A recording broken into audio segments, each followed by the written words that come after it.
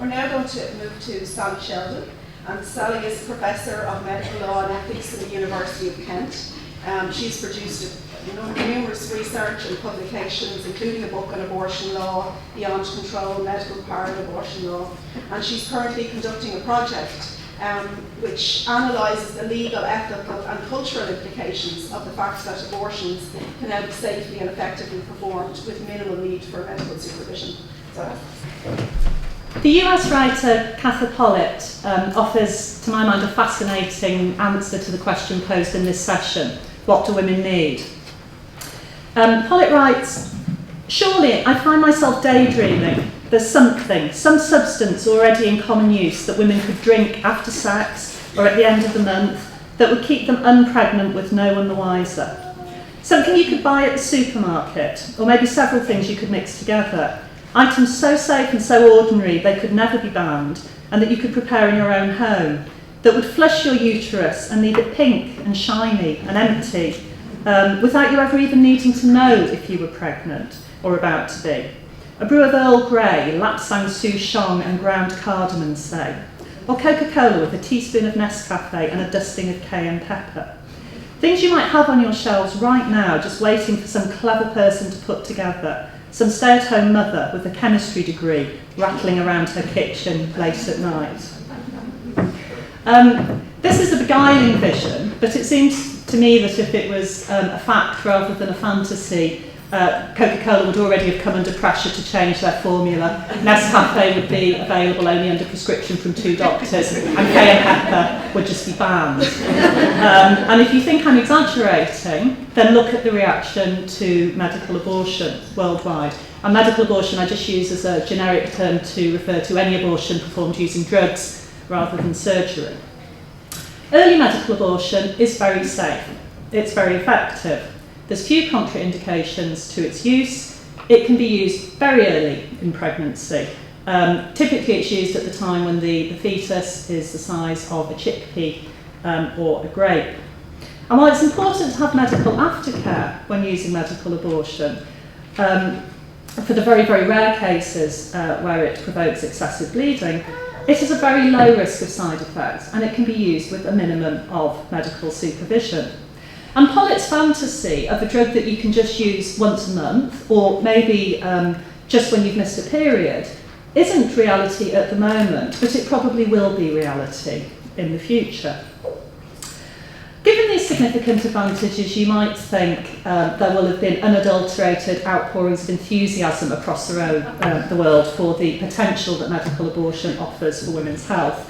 Or maybe actually in this room you wouldn't have thought that. Because it's fair to say that the reaction at best has been rather more mixed than that. Worldwide, you see limitations on the licensing of the drug, you see restrictions on who is allowed to prescribe the drug, how it can be given, where it can be offered. And you see national restrictions that will make it simply impossible to develop or to trial the kind of monthly or once you've missed a period type usage of drugs that I mentioned before. And while it's fair to say that the USA has pioneered the way in developing some of the more creative and just downright wacky restrictions on medical abortion, those kinds of restrictions also exist in countries that you would think of as very liberal regarding access to abortion, such as Canada, such as Britain. Why is that the case? Why this reaction? Well, it seems to me that the answer to that question lies at least partly in the fact that while medical abortion doesn't quite fulfil Pollitt's fantasy of a home remedy for abortion, it does place significant control in the hands of women. And while that possibility may be very exciting for some, it's pretty terrifying for others.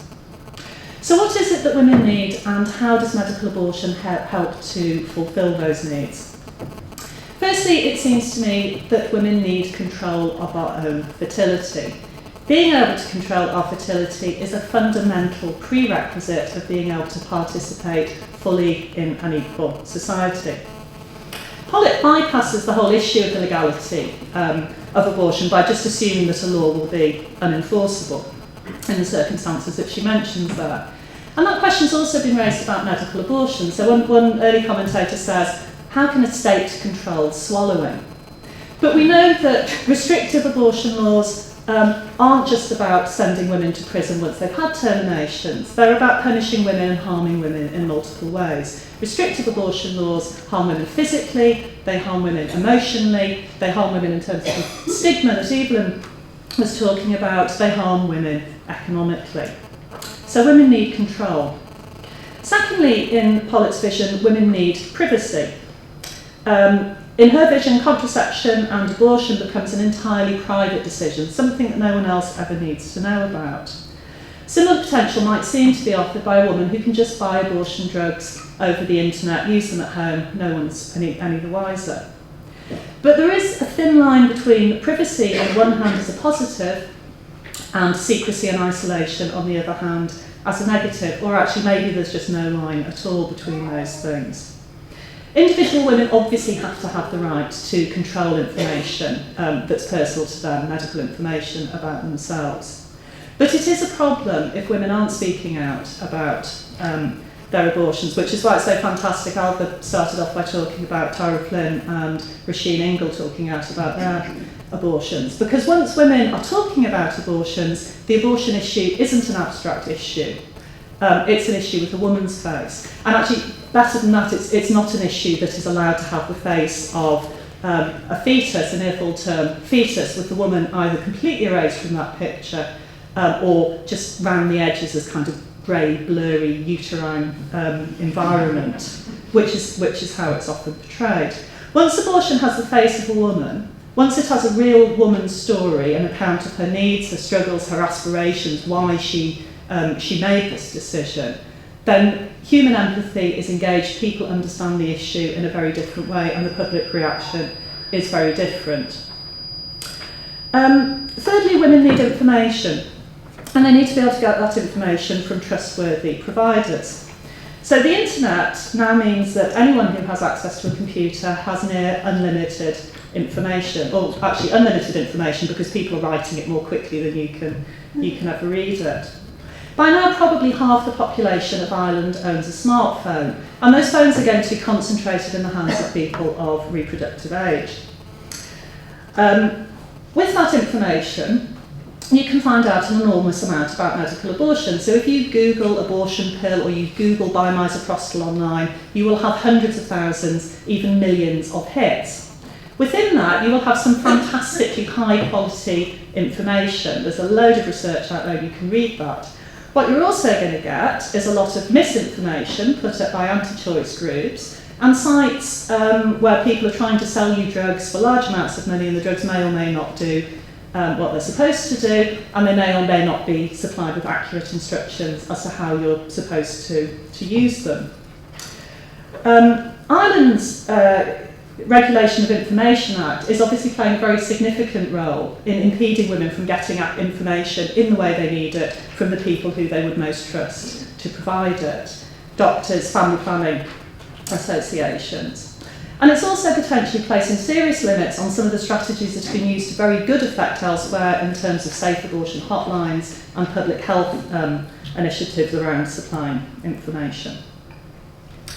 Fourthly, women need access to safe, funded services that are available as early as possible and as late as necessary. We know that restrictive laws don't end abortion, but they do profoundly affect the conditions under which abortions can be obtained. According to the World Health Organization, deaths from unsafe abortion are coming down. Only 13% of maternal deaths worldwide now result from abortion, and we can celebrate the fact that only 47,000 deaths in 2008 were due to unsafe abortion. Only 47,000. That's a significant improvement. Part of that reduction has to be due to the fact that women who are accessing illegal abortions are now doing so using drugs rather than sticking sharp objects into themselves.